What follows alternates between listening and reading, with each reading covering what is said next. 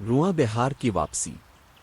हर बिहार जैसे ही सूरज की पहली किरण बर्फ जैसे सफेद फूलों को चूमती वो नमूदार होती। एक लड़की जो जामनी बहती हुई पोशाक पहने होती, इसके बाल जैसे शाम के तारे चमकते हों, खामोशी से फूलों के बीच चलती।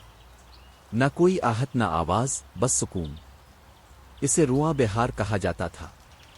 लेकिन बरसों पहले इसका नाम था ज़ारा। ज़ारा इसी वादी के पास वाले गांव में रहती थी। इसे बर्फ जैसे सफेद फूलों का ये मैदान बहुत अजीज था। बचपन में वो घंटों उन फूलों के बीच नाचती और हुआ से बातें करती। फिर एक बिहार अंधेरा छा गया। जंग आई और गांव को जलाकर राख कर दिया। ज़ारा ने अपने फूलों को बचाने की कोशिश की, लेकिन खुद आग में गुम हो गई। फूलों ने बरसों खिलना छोड़ दिया।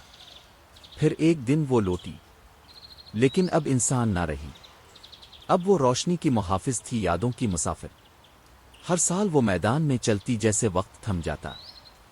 इसकी मौजूदगी से हुआ नर्म हो जाती, लेकिन वो कभी कुछ बोलती ना थी, ना मुस्कराती।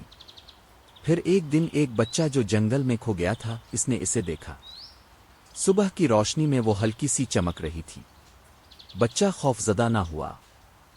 इसने बस इतना कहा, तुम अकेली नहीं हो। सदियों बाद ज़ारा ने मुस्कुराया। फूलों की रोशनी दोबारा जगमगा उठी। हुआ ने नगमा छेड़ा और मैदान गाने लगा। बरसों बाद वही बच्चा जवान होकर वापस आया। जहां वो हमेशा खड़ी होती थी, वहां एक जामनी फूल रखा।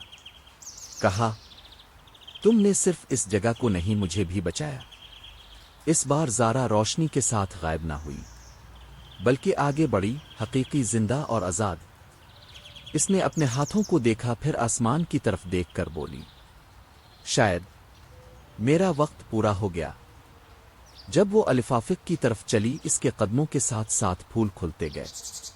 इसकी कहानी जो कभी दुख की थी, अब शिफा, उम्मीद और एक नर्म जुमले के जादू की कहानी बन चुकी।